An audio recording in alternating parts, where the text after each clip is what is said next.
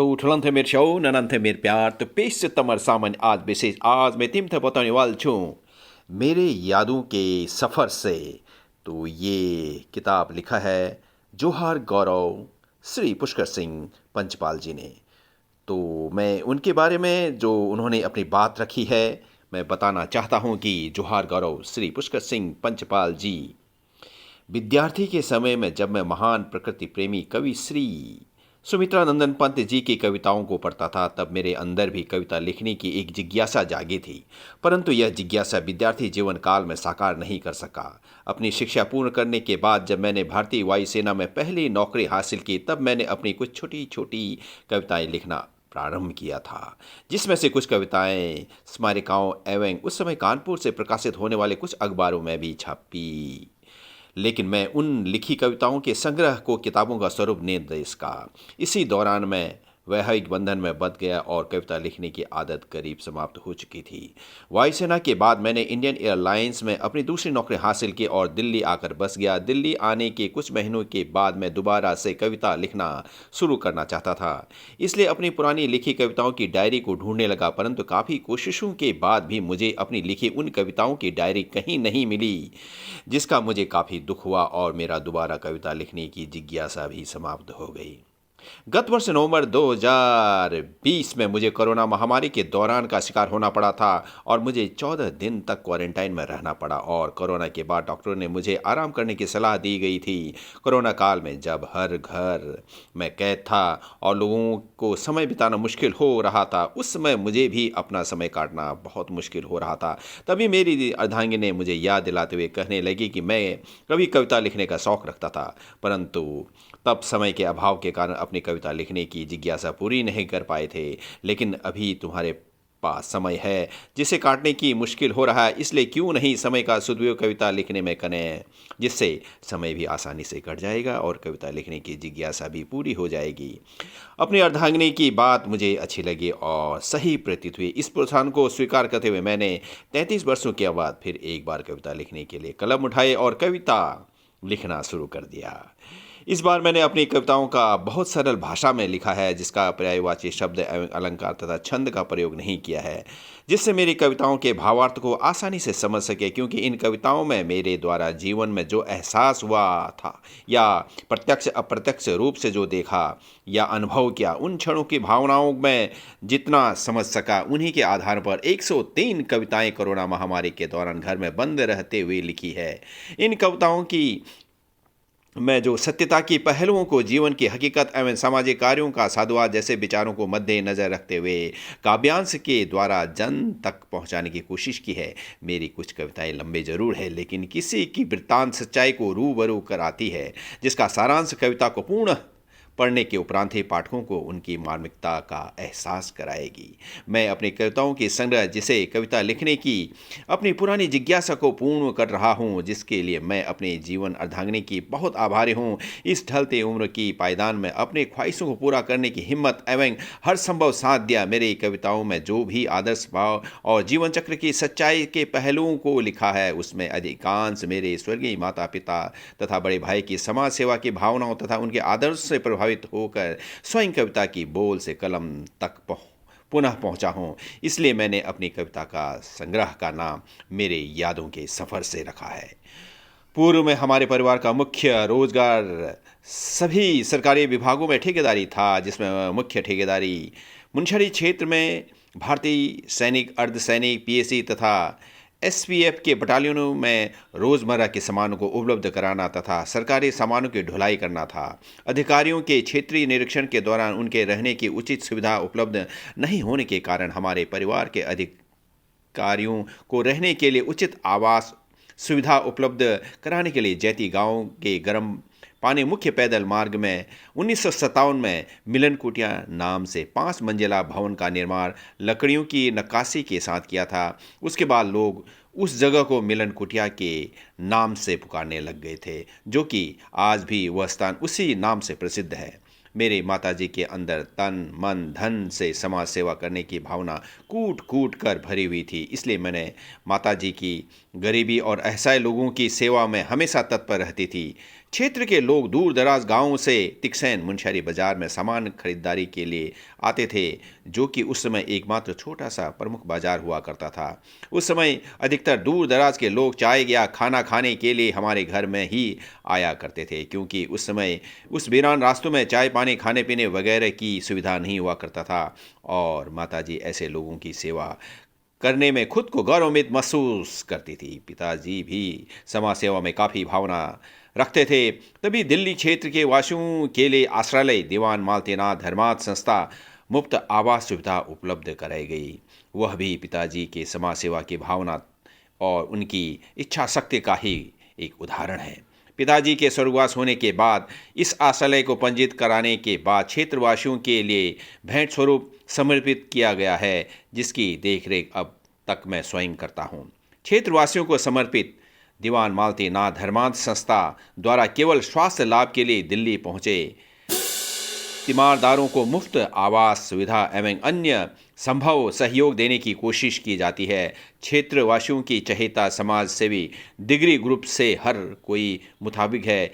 इस चहेते degree group ने विगत 4 वर्ष पहले इस आश्रय की नेक सेवा को महसूस करते हुए अपनी निस्वार्थ समाज सेवा को इस आश्रय के तत्वाधान में क्षेत्रवासियों के लिए बढ़ चढ़ कर समाज सेवा करने का प्रस्ताव रखा गया है, जिसके उपरांत डिग्री ग्रुप के सहयोग से आश्रय के तत्वाधान डिग्री ग्रुप द्वारा बहुत सारे सामाजिक सेवा के कार्यों को कार्यान्वित किया गया और डिग्री ग्रुप द्वारा किए गए उन सभी तरह की समाज सेवा के कार्यों का संज्ञान क्षेत्रवासियों को भली भांति से है।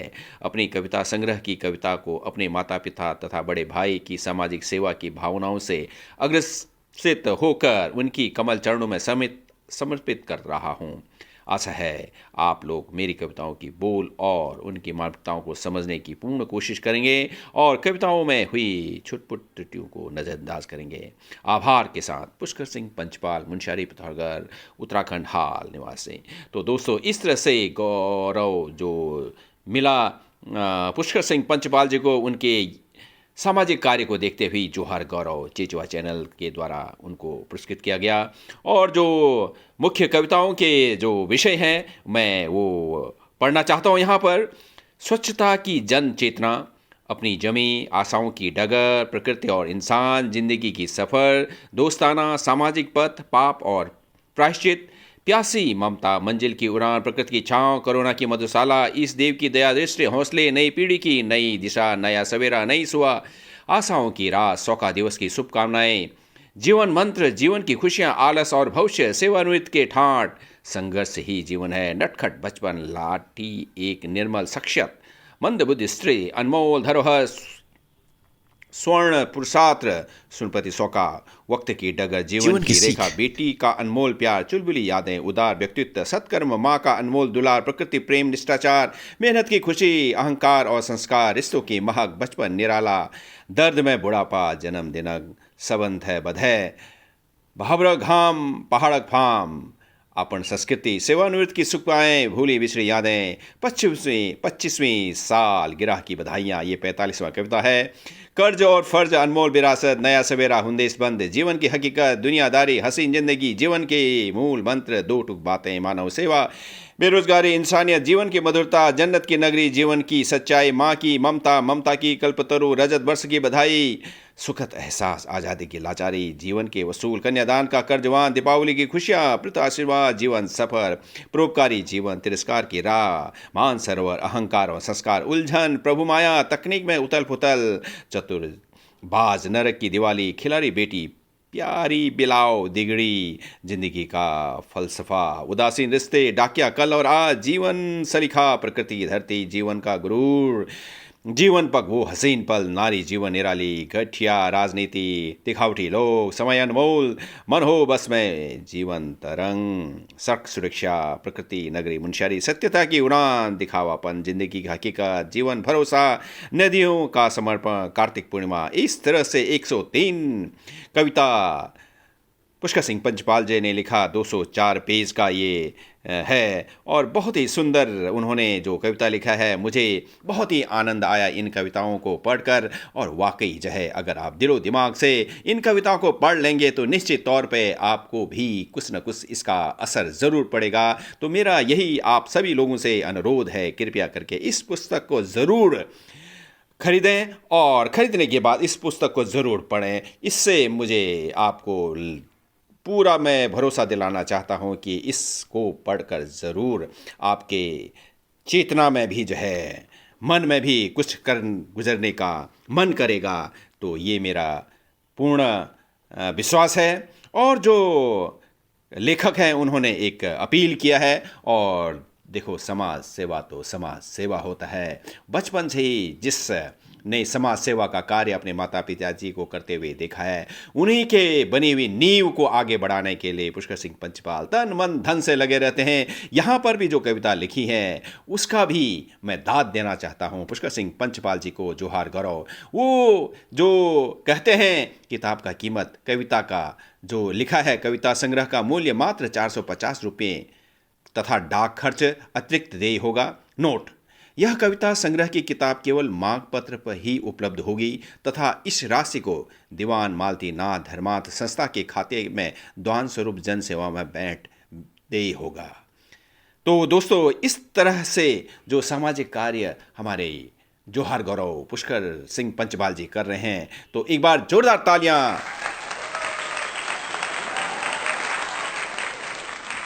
तो यहाँ पर मैं ये बताना चाहता हूँ कि मेरे यादों के सफ़र से पुस्तक का विमोचन 27 फरवरी 2022 को दीवान मालती नाथ धर्मार्थ संस्थान में श्री नाथू सिंह टोलिया जी द्वारा किया गया। तो एक बार जोरदार तालियां नाथू सिंह टोलिया जी के लिए।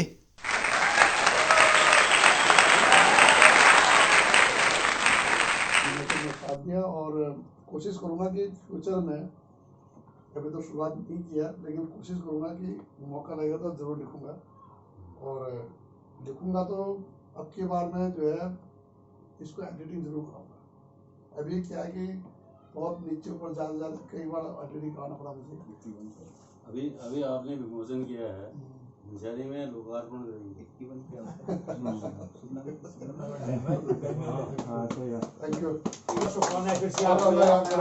और इस मौके पर डिग्री ग्रुप के सक्रिय सदस्य भूपेंद्र सिंह पांगती जी ने भी अपने विचार रखे। जो सबसे बड़ी बात यह है कि यहाँ से जो हमारी इसका कॉस्ट जो आएगा वो हमारे धर्मार्थ की तरफ जाएगा, जहाँ की पुष्कर को हम सभी जानते हैं कि वर्षों से लगे हुए हैं। जो हमारे जो नीडी लोग हैं जो अफोर्ड नहीं कर सकते हॉस्पिटल में, उन लोगों को कितनी सेवा दे रहे हैं, सबों को पता है। यहाँ पे दीनू का आभार प्रकट करते हैं। वो केक लेकर आ गए, जिनको पता नहीं था कि इनको लग रहा था कि कुछ शुभ कार्य होने वाला है यहाँ पे। यहाँ हो सकता है कि दीवान मालतीनाथ का शायद यहाँ पे एनिवर्सरी, लेकिन उससे भी कम नहीं था ये।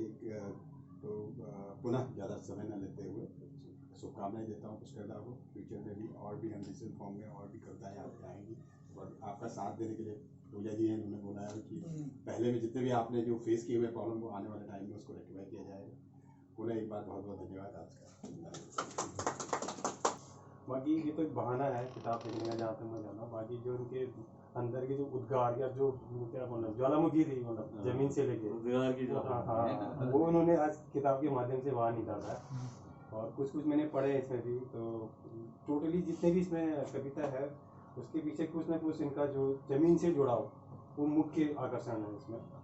और बाकी जो हम ये अभी गेट टुगेदर हुआ है यहाँ पर सभी बड़े भाई लोगों का, तो जैसे अभी टोले सर ने बोला कि ये धर्मार्थ के नाम से हम लोग इसको आगे करने की कोशिश करेंगे। तो मुझे ये पूर्ण आशा है कि सभी लोग दाजू के इस कार्य में हम सभी लोग तन मन धन से और सामाजिक रूप से सभी जुड़ के इस संस्था को आगे बढ़ाने में हम लोग पूर्ण योगदान देंगे। Thank you.